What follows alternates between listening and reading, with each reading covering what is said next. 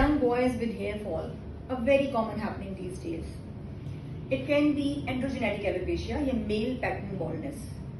जब आप किसी क्वालिफाइड डर्मेटोलॉजिस्ट को चेक करवाएंगे तो वो बहुत इजीली इसको आइडेंटिफाई कर सकते हैं.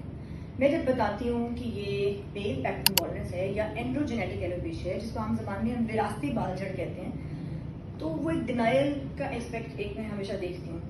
Most of these boys they से कि नहीं हमारी फैमिली में तो किसी को नहीं है. और इतनी यंग एज में कैसे आ जाता है? क्योंकि 16 से 18-20 साल के बच्चे भी अब इस वक्त इस हेयर फॉल के साथ प्रेजेंट कर रहे हैं और ये उनकी सेल्फ स्टीम को, उनके कॉन्फिडेंस को बहुत बुरी तरह शटर करता है. मैं आपको बताना चाहती हूँ कि जो एंड्रोजेनेटिक एलोपेशिया है या विरासती बाल झड़ है, इसको आप खुद भी गूगल करके आसानी से समझ सकते हैं.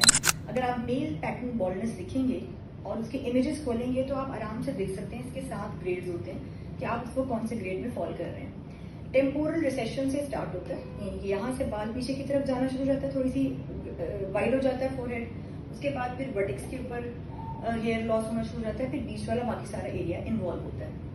परेशान होने की जरूरत नहीं है क्योंकि इसका FDA अप्रूव्ड ट्रीटमेंट मौजूद है.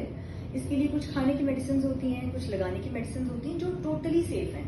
प्लीज इन चीजों के बारे में रैंडम लोगों से डिस्कस ना करें जिसके पास इसकी एक्सपर्टीज नहीं है या जिसने इसको प्रॉपर डोज में यूज नहीं किया हुआ, या किसी क्वालिफाइड डर्मेटोलॉजिस्ट या प्लास्टिक सर्जन या हेयर ट्रांसप्लांट सर्जन के इंस्ट्रक्शंस के बगैर किसी ने इसको यूज किया और उसको कोई प्रॉब्लम फील हुई है, तो प्लीज उससे मशवरा करने के बजाय आप डायरेक्टली किसी क्वालिफाइड बोर्ड सर्टिफाइड डॉक्टर के पास जाएं, उनसे रब्ता करें ताकि टाइमली इसको मैनेज किया जा सके. अब रिकमेंडेशंस ये हैं कि अब 40 ईयर्स से पहले अब आपको हेयर ट्रांसप्लांट के लिए ऑप्ट करने की जरूरत नहीं है क्योंकि इसकी इतनी इफेक्टिव ट्रीटमेंट ऑप्शंस हैं. लेकिन सिर्फ PRP इसका हल नहीं है कि आप सिर्फ PRP कराते रहें. PRP के साथ हेयर रीग्रो हो जाएगा, लेकिन उस हेयर फॉलिकल को, उस बाल की जड़ को स्टेबलाइज करना जरूरी है. ये सारी चीजें आपको एक क्वालिफाइड डॉक्टर बहुत अच्छे से समझा भी सकते हैं, गाइड भी कर सकते हैं. खाने और लगाने वाली चीजों के साथ हम इसमें कुछ चीजें ऐड कर सकते हैं. इसमें अगर कोई अंडरलाइन न्यूट्रिशनल डेफिशिएंसीज है तो हम उसको भी साथ में कवर करते हैं. कोई और ट्रिगर साथ में चल रहे हैं तो उसको इम्प्रूव करते हैं. डाइट के साथ साथ लाइफस्टाइल को इम्प्रूव करना भी बहुत जरूरी होता है. फिर इसके साथ हम PRP ऐड कर सकते हैं, हम एक्सोसोम्स कर सकते हैं, माइक्रोनीडलिंग कर सकते हैं, मीजोथेरेपी कर सकते हैं, स्टेम सेल किया जा सकता है, नैनोफैट किया जा सकता है, पीडियो ग्रोथ थ्रेड्स होते हैं. ये सब कुछ बताने का मकसद ये कि बहुत सारी ट्रीटमेंट ऑप्शंस हैं.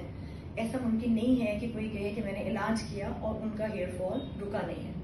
जरूरी ये है कि आप पहले उसको आइडेंटिफाई करवा लें कि ये सिर्फ और सिर्फ एंड्रोजेनेटिक एलोपेशिया है या इसके साथ कोई और ट्रिगरिंग फैक्टर्स भी मौजूद हैं.